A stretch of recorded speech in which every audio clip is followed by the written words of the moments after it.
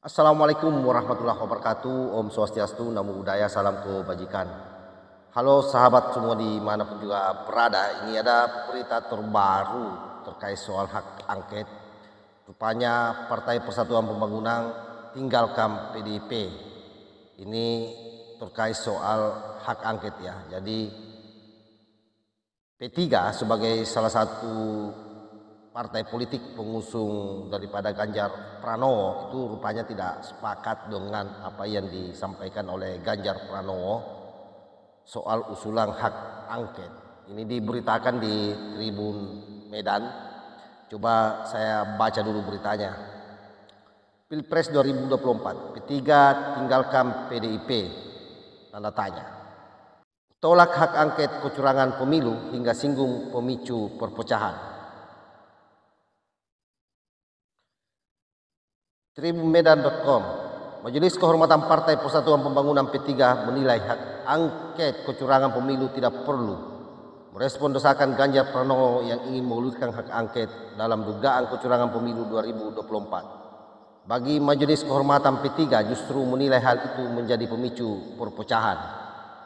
Itu yang disampaikan oleh Ketua Badan Kehormatan P3. Jadi beliau menganggap bahwa hak angket yang didorong oleh Ganjar Pranowo ini justru kemudian akan berdampak pada perpecahan bagi seluruh anak bangsa.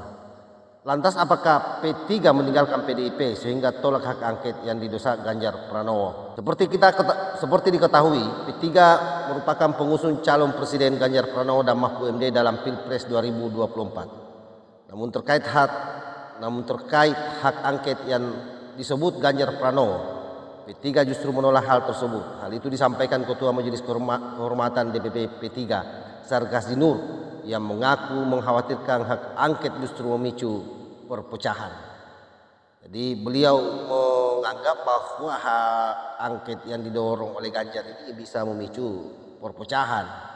Ya pastilah, karena kemudian saya kira bagi teman-teman anggota DPR yang waras, yang tahu persis bahwa domain soal bagaimana melihat kecurangan pemilu itu tentu di Bawaslu dengan Mahkamah Konstitusi, dan itu juga merupakan keputusan daripada partai politik di mana para anggota DPR memutuskan hal tersebut sehingga badan ini terbentuk, dan bagaimana proses hukumnya kalau misalnya ada kecurangan itu pun diatur oleh Undang-Undang Pemilu, dan itu juga merupakan hasil daripada bentukan DPR RI.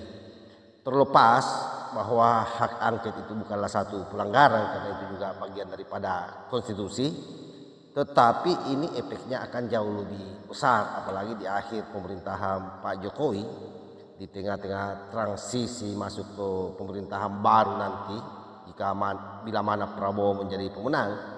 Saya kira memang hal yang paling penting adalah bagaimana menjaga kondusivitas negara kita sehingga proses peralihan kekuasaan dari Pak Jokowi ke Pak Prabowo itu berjalan dengan baik tanpa ada gangguan, terutama dalam hal keamanan, pembangunan dan seterusnya.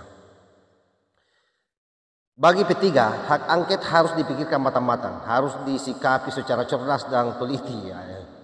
Jadi semua politisi saya kira memang harus cerdas ya, melihat persoalan ini. Jangan langsung ditelan mentah-mentah hanya karena kepentingan supaya dia kemudian bisa terakomodir keinginannya, lalu cuap-cuap untuk mendorong hak angket seperti Nasdem yang tidak jelas. Ya paling Nasdem ini berpikir dengan komentarnya yang seolah-olah mendukung hak angket ini sekalipun tidak tegas, berharap dia akan dipanggil oleh Pak Prabowo untuk diberi jatah menteri, kan bisa jadi seperti itu. Nah, kita lanjut ya. Kami rasa tidak perlu sejauh itu, hak angket tidak harus sejauh itu, sebab kalau ada kecurangan pemilu kan sudah ada jalurnya, kata Zarkasi dalam keterangannya Jumat tanggal 23 bulan 2 2024. Majelis Kehormatan P3 juga menghimbau jajaran DPP P3 untuk kembali ke kitanya, yaitu menjunjung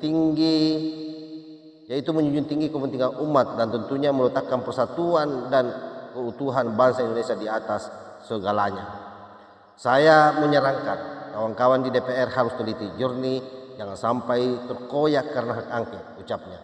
Lebih lanjut, Zarkasi Nur berharap agar pemenang pemilu baik pilpres maupun pileg menunjukkan sikap kesatria, dan yang kalah agar dapat menerima dan menghormati kehendak rakyat. Ini saya kira sekaligus pesan yang sangat menohok buat Pak Ganjar Pranowo dengan Anies Baswedan, yang sepertinya memang sampai hari ini belum legowo menerima kekalahannya. Terutama Ganjar Pranowo, saya juga heran kenapa tiba-tiba seperti kehilangan akal setelah kalah telak dari perhelatan pilpres ini. Jangan lupa bahwa kedudukan presiden dan wakil presiden pada akhirnya adalah kehendak Allah Subhanahu wa taala, pungkasnya.